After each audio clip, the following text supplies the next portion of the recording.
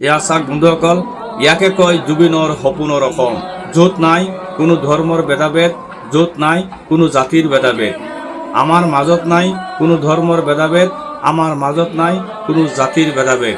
সেইকাৰণে জুবিন দাই কৈছিলে যে মোৰ কোনো জাতি নাই, মোৰ কোনো ধৰ্ম নাই, মোৰ কোনো ভগৱান নাই, মই মুক্ত।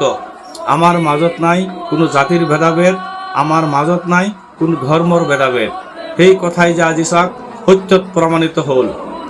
এয়া চাওক, জুবিনৰ সপোনৰ অসমত কোনো ধৰ্মৰ ভেদাভেদ নাই, জুবিনৰ সপোনৰ অসমত কোনো জাতিৰ ভেদাভেদ নাই।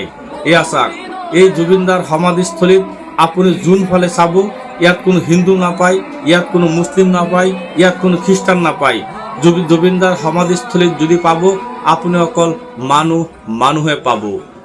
আপুনিও যদি জুবিনৰ সপোনৰ অসম দেখিব বিচাৰিছে, তেনেহ'লে আপোনালোকে এই ভিডিঅ'টো শ্বেয়াৰ কৰি পিনে গোটেই অসমবাসী ৰাইজক দেখাৰ সুবিধা কৰি দিয়ক যে জুবিনৰ সপোনৰ অসমত কোনো জাতিৰ ভেদাভেদ নাথাকে, জুবিনৰ সপোনৰ অসমত কোনো ধৰ্মৰ ভেদাভেদ নাথাকে। এয়া চাওক।